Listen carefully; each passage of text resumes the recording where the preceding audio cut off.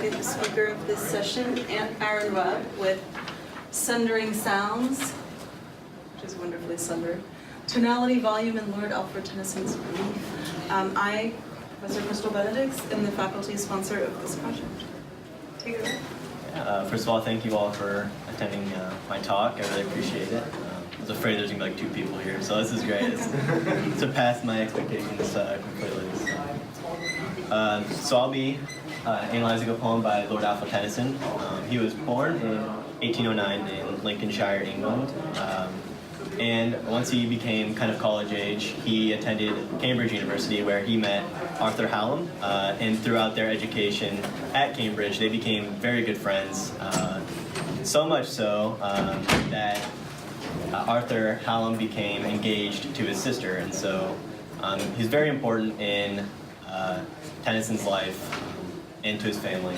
And he died in 1833, which was a big tragedy for Tennyson. And after his death, he began writing poetry, and he wrote poetry for like 17 years, which gave rise to In Memoriam, which was published in 1850, and again, it's a collection of poems that describe Tennyson's grief and how he dealt with it. And so, in this analysis of In Memoriam, I focus on the symbol of bells and how bells played a role in him kind of overcoming his grief.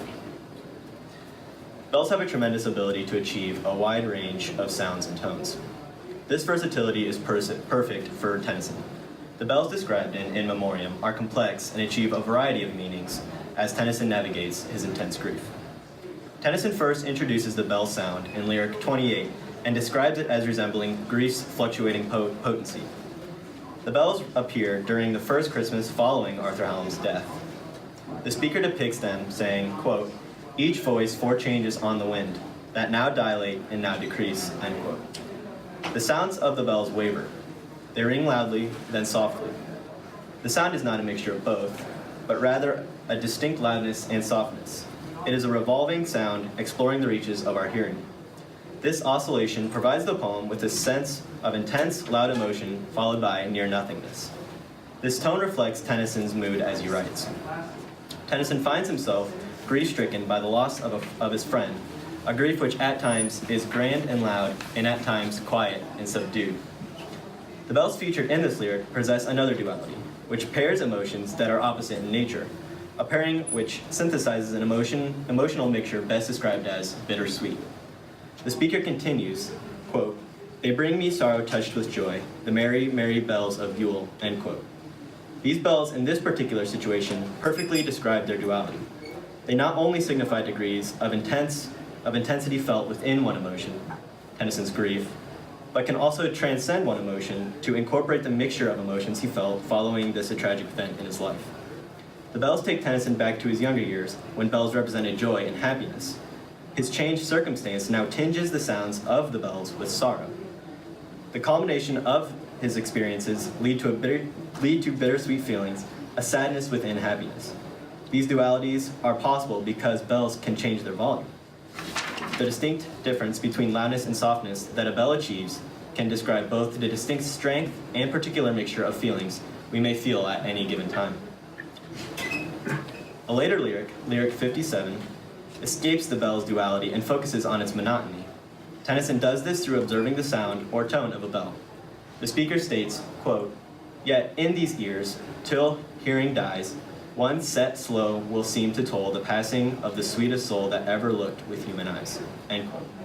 The tone, expressed most evidently by words like set, slow, and toll, ascribes a repetitiveness, even a structure to Tennyson's sorrow.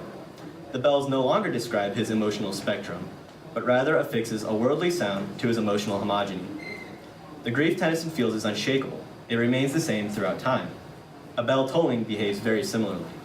The tone does not change through time, it remains the same. Grief can be dynamic and come in waves of varying strength. However, it can feel unshakable and unavoidable. This persistence gives grief a structure, or at least some predictability. The same structure arises from a bell tolling. We know what sound to predict from a tolling bell. It does not change, it follows a pattern. Thus the bell's toll in lyric 57 does well to describe the predictable sorrow Tennyson feels. The bells resurface once again in lyric 104 to emphasize a different circumstance Tennyson finds himself in, his feelings of aimlessness and of being lost. These bells arise once again at Christmas, following Tennyson's move from his childhood home. The speaker depicts the bells as follows, quote, "A single peal of the bells below, that wakens at this hour of rest, a single murmur in the breast, that these are not the bells I know," end quote. These bells do not toll, they peal. They are loud and obtrusive to the point one cannot ignore them. This leads Tennyson to the realization that he is lost. He not only finds himself in a new environment unfamiliar to him, but the emotional meaning he once found in the ringing or tolling of bells he no longer finds. Rather, he uses peal, a new word to describe the sounding of a bell, to accentuate this fact.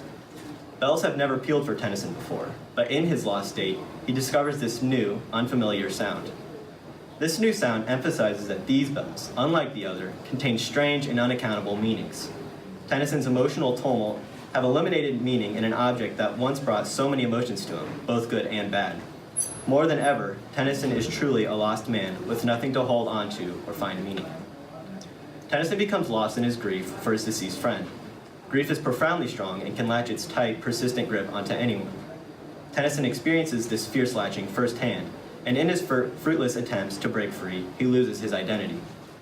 Losing meaning in bells signifies this disorientation. Throughout In Memoriam, bells have carried so many emotions and meanings. Bells were a complex worldly object onto which Tennyson skillfully projected his feelings. Suddenly, those worldly objects he projected onto changed, throwing him into a muddled state, unsuccessfully searching for meaning in the unknown. Pealing bells brought Tennyson to this realization. Bells that rang unavoidably loud forced him to realize that his life lacked meaning and purpose. This recognition is necessary in order for Tennyson to find himself once again. As the new bells peal in meaningless ways, they offer a space for new meanings to be ascribed to them. Tennyson ascribes new meanings to the pealing bells and the coming of the new year. Tennyson's search for meaning in these new bells takes a new direction in lyric 106, serving as a break from his former experiences. Lyric 106 depicts an important change in Tennyson's perceptions and feelings. The intense tone of grief in which Tennyson wrote in Memoriam suddenly shifts. This change is most evident when the speaker orders the bells to, quote, "Ring out the old, ring in the new," end quote, and, quote, "Ring out the grief that saps the mind," end quote. No longer does Tennyson feel passive or lost. He now turns to the bells to provide him with purpose. Tennyson expresses a sense of peace and ease in these lines. Where he once wrote in anger, confusion, and despair, he now writes in hope, assurance, and comfort. The speaker makes this clear by demanding the bells to, quote, ring out my mournful rhymes," end quote. Lyric 106 is a crucial lyric in Tennyson's emotional progression, and his use of bells encourages this progression. Tennyson's intentional use and repetition of ring out to describe the bell's tone and volume instill a greater sense of relief, revelation, and freedom. Using the verb ring creates a positive mood, much more so than toll. Ring is vibrant and lively. Vibrant and lively have not been emotions Tennyson has felt anywhere else in the poem. This new mood and renewed perspective catapults Tennyson into emotional states of greater assurance and peace. This one characteristic of bells, their ringing, conveys the sense of empowerment and joy. This tone continues to the end of the poem, and leaves the reader with a sense of appreciation for Tennyson's conquering of his grief. Just as Tennyson found new meanings in these once foreign bells, he now finds meaning in life, the afterlife, and his faith. Sounds offer so much to our emotional experience, more so than we realize. From intense joy to crippling sorrow, sounds have always provided something through which we can make sense of our feelings. Tennyson used bells to process his grief by zeroing in on a bell's varieties in tone and volume. The powerful associations he makes between bells and his emotions should inspire us to do the same. Our oral perceptions of the world have wonderful ability to explain our emotions. Hearing and perceiving sounds allow us to provide emotional expressions describing the world around us. We can accomplish much from taking in life sounds and contemplating their emotional implications. In good and bad, sounds help us make sense of life's great array of emotions. Life leads us ever into the unknown, unpredictably instilling emotions in us that grip the soul and captivate the mind. Wherever life leads, we should never stop listening for the bell's ring to find our way. So I'd like to thank Wabash College and Dr. Longporter for organizing this great event. What a great way to showcase the hard work of the students here at Wabash, and Dr. Crystal Benedicts for her guidance throughout this whole project. I appreciate it. And that's my I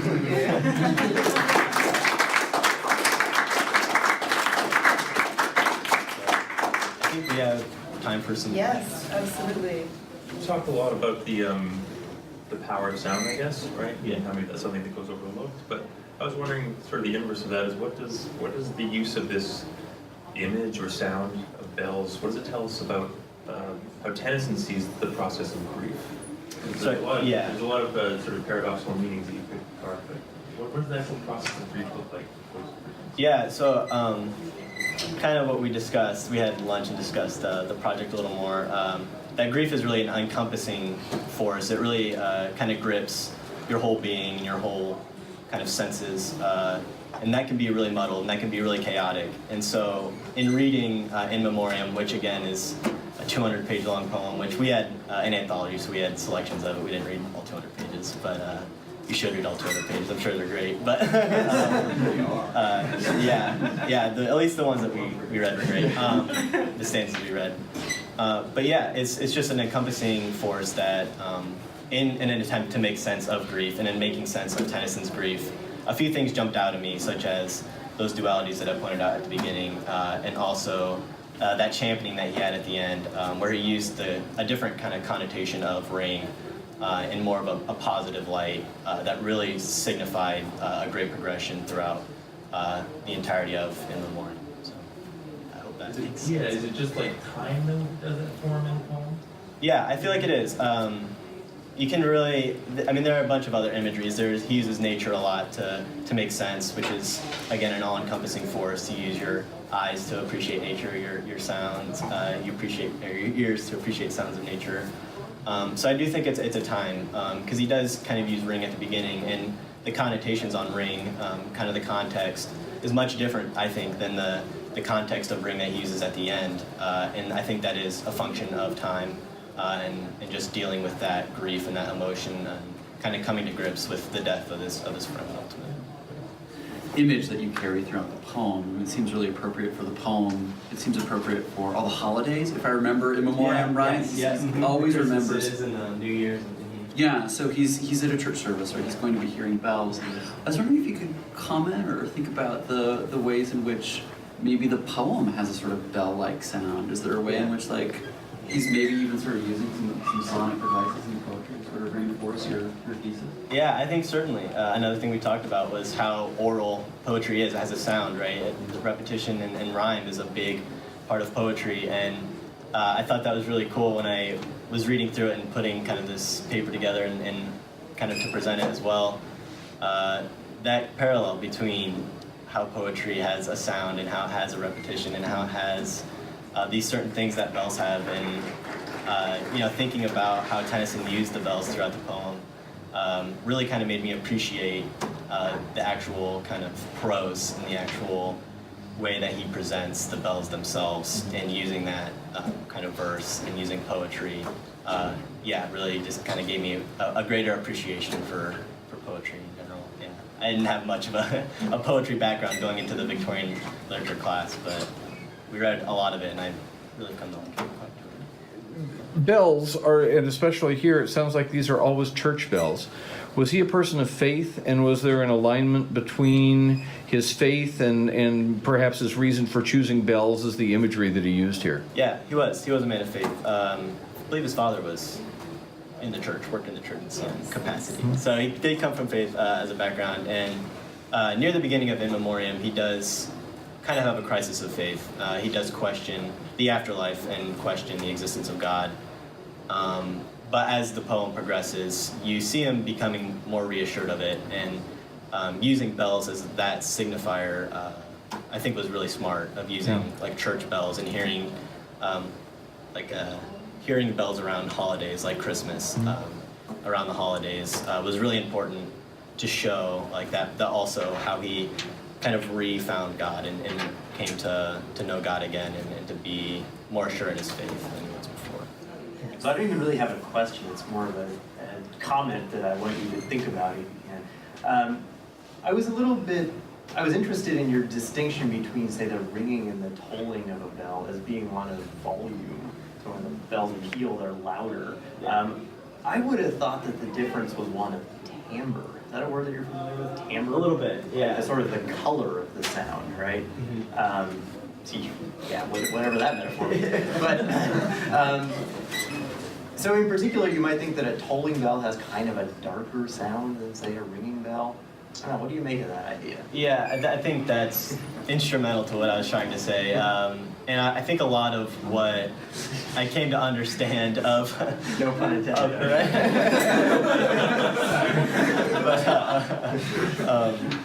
But yeah, certainly, most certainly. A lot of what I was thinking of when coming up with these interpretations of the verbs he uses, like ringing and tolling and pealing, was a lot of context.